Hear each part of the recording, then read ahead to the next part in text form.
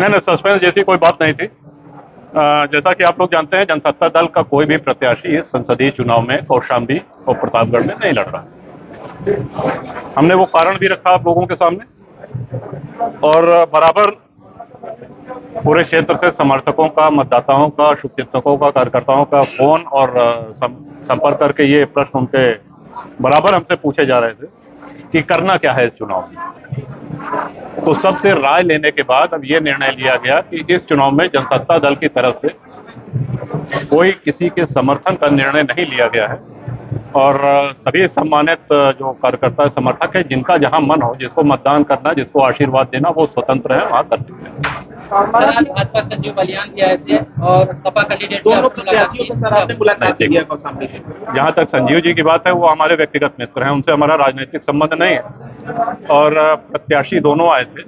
और जो बात हम आपसे कह रहे हैं, उनसे भी हमने यही कहा कि ये कार्यकर्ता सम्मेलन के बाद ही स्थिति स्पष्ट हो पाएगी कि हम लोग क्या करेंगे। दोनों विधानसभा कुंडा और बाबागंज में सारे राष्ट्रीय दल को पीछे छोड़ दिया। कहीं भाजपा तीसरे पे आई, कहीं सपा तीसरे पे आई। दोनों जगह जनसत्ता दल से शैलेंद्र जी को इतना आशीर्वाद मिला कि भारी अंतराल से जीते। कौशाम्बी में जाकर के हम कौशाम्बी जनपद में कमजोर थे। ये सच्चाई आपके सामने है। सभी लोगों ने मेहनत करी। अब जब लोकसभा आया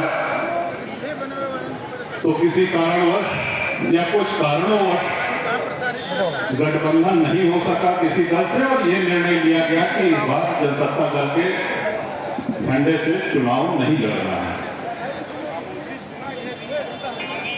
आप लोगों के मार्गदर्शन के लिए हम सभी लोग जैसे परिवार में रहते हैं, छोटे मोटे निर्णय स्वयं लिया करते हैं, लेकिन जब बड़ा कोई बात होती है तो मैंने अपने परिवार में पूछा था कि कहो यहाँ सब जने ऐसी ऐसी बातें हमें क्या की जाए। तो ये परिवार की बैठक हो रही है, ये कोई जनसभा नहीं है। सब परिवार बड़ा है तो बैठक भी बड़ी हो गई, और ये आपसे दिशा निर्देश, आपकी राय लेने के लिए। इसमें कहीं किसी का कोई स्वार्थ नहीं है, लेकिन हमारे मन में कुछ उलझन है, कुछ समस्या है,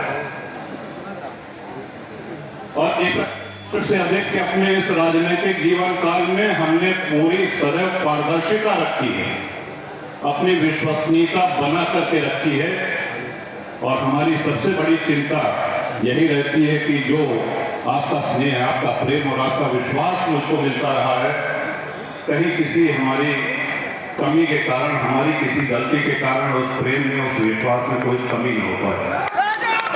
इसीलिए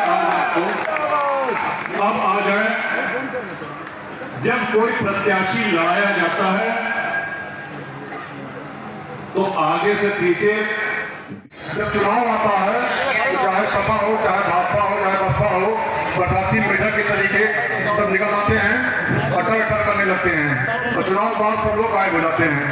कोई किसी का काम पड़ता है तो सबका स्विच ऑफ हो जाता है। माननीय राजा भैया हमारे कैसे हैं, जो ग्राम सभा में जिसका भी दुख तकलीफ होता है, सब लोग आगे माननीय जी से अपना सहयोग लेते हैं, सबका पूरा काम होता है। और इसलिए हम सबसे भाइयों से अनुरोध करूंगा कि जो राजा भैया का आदेश हो